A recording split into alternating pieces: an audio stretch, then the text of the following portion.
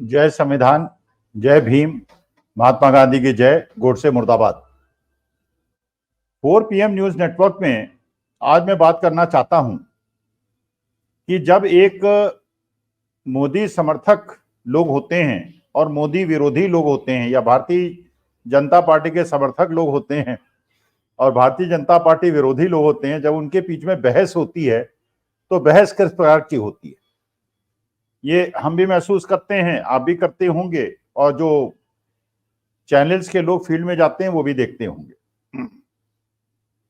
जब वो भारतीय जनता पार्टी की उपलब्धि की बात करते होंगे पिछले 10 साल की, तो भारतीय जनता पार्टी के समर्थक हमेशा चले जाते हैं पंडित जवाहरलाल नेहरू तक, इंदिरा गांधी तक, राजीव गांधी तक, बल्कि और पहले भी चले जाते हैं, मुगलों तक चले जाते हैं, वो अकबर, शाहजहां, जहांगीर, हुमायूं, पता नहीं कहां कहां चले जाते हैं, टीपू सुल्तान और हैदर अली भी चले जाते हैं।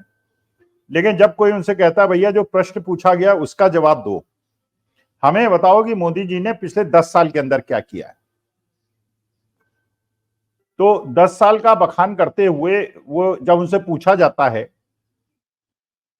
कि 2013 में मोदी जी ने कहा था कि 2 करोड़ नौकरियां देंगे, वो तो दी नहीं। मोदी जी ने कहा था सबको 15 लाख रुपए मिलेंगे, वो तो मिले नहीं। विदेशी ऋण बढ़ गया, जीडीपी उतनी ही है जैसे मनमोहन सिंह के जमाने में थी, बल्कि उससे कम ही हो गई। महंगाई बहुत ज्यादा बढ़ गई। आप अग्निवीर ले आए जिससे कि जो सेना में लोग जाते थे नौजवान, उनका मनोबल टूट गया। किसानों को आपने 13 महीने दिल्ली के चारों तरफ बिठाए रखा, कीलें ठोकी, बोल्डर्स लगाए, और बाद में उनकी बात को 13 महीने के बाद मान लिया। मणिपुर के अंदर जिस प्रकार से पिछले 15 महीने से हिंसा चल रही है, उस पर भारतीय जनता पार्टी कुछ बोलने को तैयार नहीं है।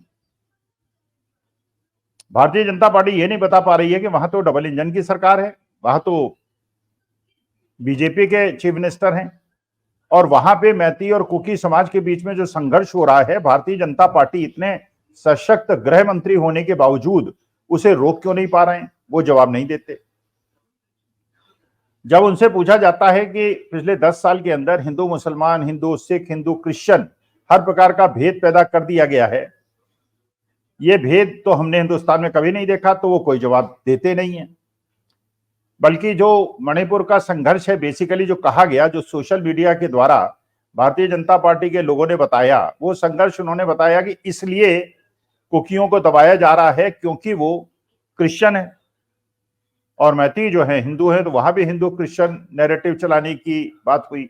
जबकि वास्तविकता यह है कि जो कुकी इलाके हैं, जो आदिवासियों के इलाके हैं, जो जंगलों के इलाके हैं, जो ऊपरी ऊंचाई के इलाके हैं, वहां पे बहुत ज्यादा मिनरल्स हैं जिनकी आवश्यकता अडानी जी को है।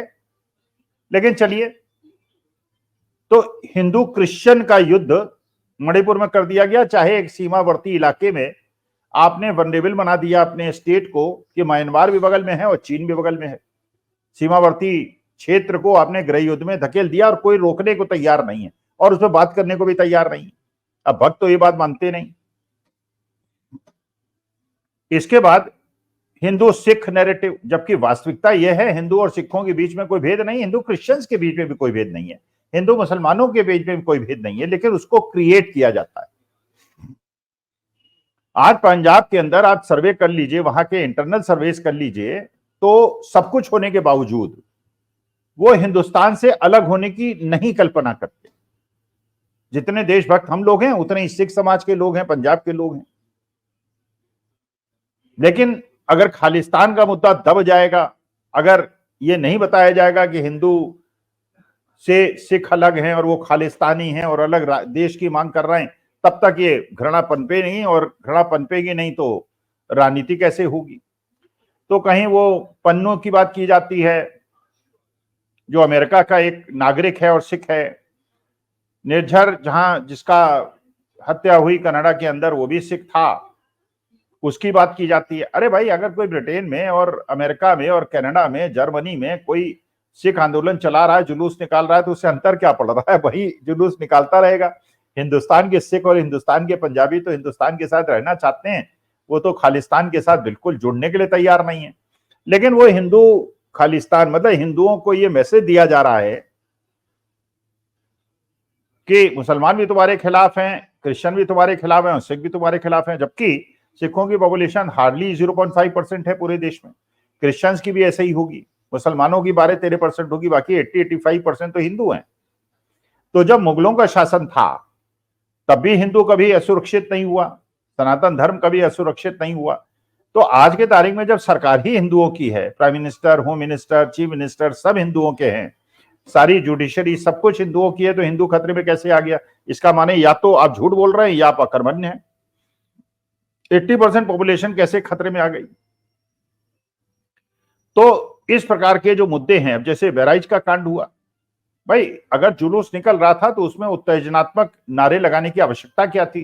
क्या आप प्रदेश की शांति को भंग करना चाहते थे? नारे लगाए, डीजे हुए, गालियां हुई, जैसा बताया जाता है। उसके बाद एक पंडित लड़के को, ब्राह्मण लड़के को किसी की छत पे चढ़ा दिया जहां हरा झंडा लगा हुआ था, और उतारने के चक्कर में उसने छत की मुडेर भी तोड़ दी और झंडा भी गिरा दिया और वहां पे भगवा फहरा दिया, और किसी ने उसको गोली मारी, बेचारे की, ब्राह्मण बच्चे की मृत्यु हो गई, जैसे आर्यन मिश्रा की हरियाणा के अंदर मृत्यु हो गई। तो एक हिंदू बच्चा मारा गया बिना किसी बात के, और गरीब घर का बच्चा। अपने बच्चों को तो विदेश पढ़ने भेजते हैं, उन्हें आईसीसी इंटरनेशनल क्रिकेट बोर्ड का चेयरमैन बनाते हैं, बीसीसीआई का चेयरमैन बनाते हैं। वो हिंदू राष्ट्र के लिए संघर्ष नहीं करते। हिंदू राष्ट्र के लिए वो झुग्गी झोपड़ी वाले बेचारे गरीब लोग जो है संघर्ष करते हैं और अपनी जान देते हैं, जैसे ये बहराइच के अंदर हुआ और आर्यन मिश्रा का हरियाणा के अंदर हुआ। अच्छा, बाद में जो प्रत्यक्षदर्शी बता रहे हैं वो ये बता रहे हैं कि जो गोली मारी गई है वो गोली बेसिकली नीचे से चली है, भीड़ से चली है। अब ये पता चले, अगर जांच हो और निष्पक्ष जांच हो तो पता चले कि मारने वाले भी वही थे जो चढ़ाया जिन्होंने। संभव है, कह रहे हैं लोग, मुझे नहीं पता, जो प्रत्यक्षदर्शी बता रहे हैं। तो इसका मतलब यह है कि तनाव पैदा करने के लिए ही और राजनीतिक लाभ उठाने के लिए हिंदू मुसलमान, हिंदू सिख, हिंदू क्रिश्चियन, ये सारे नैरेटिव क्रिएट किए जा रहे हैं। अब ये आप लोगों का सोचना काम है, देश की जनता का सोचना काम है, ये राष्ट्र हित में है या राष्ट्र विरोधी घटना है। भाई अगर आपके परिवार में 4 सदस्य हैं, 4 बेटे हैं या बेटियां हैं, तो आप उसमें भेद तो कर नहीं सकते, क्योंकि आप माता पिता हैं, क्योंकि आप घर के मुखिया हैं, तो आप चाहेंगे कि सब मिलजुल कर रहें, प्यार मोहब्बत से रहें। लेकिन अगर माता पिता ही ये कोशिश करें बच्चे आपस में भेद हो जाए और ये लड़ाई झगड़ा करें और हम इन्हें एक्सप्लॉइट करें, तो मानी बात है कि इससे गिरी हुई बात तो कोई हो ही नहीं सकती। उसी प्रकार के देश का या किसी संस्था का जो प्रमुख है उसका भी एक कर्तव्य है कि अपनी संस्था के अंदर एका बना के रखे, एकजुटता रखे, जिससे संस्था अच्छी काम करे। वही देश के लिए भी उचित है। भाई देश के हर नागरिक को शासक का और राजा का ये कर्तव्य होना चाहिए, मेल जोल के उसे रखे। लेकिन अगर वो ऐसा करने का प्रयास नहीं कर रहा है, इसका माने उसका इंटेंशन गलत है। जैसे एक गाना था पिक्चर का, मुझे पूरी तरह याद नहीं, कि नाविक ही अगर नाव को डुबाने का प्रयास करे तो उस नाव को कौन बचाए। मतलब जो जिसके ऊपर उसका उत्तरदायित्व है, चुनाव आयोग के ऊपर उत्तरदायित्व है कि चुनाव निष्पक्ष कराए, अगर वो न कराए।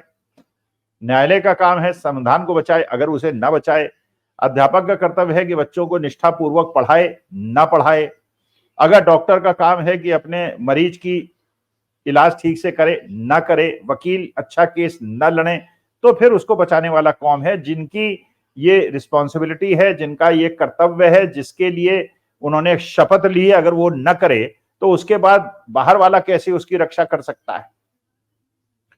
तो इसका मतलब यह है कि क्या ये प्रदर्शित नहीं हो रहा है कि देश के अंदर अलग अलग समाज और धर्मों और जातियों के बीच में विभेद पैदा करा के राजनीतिक लाभ नहीं उठाया जा रहा है?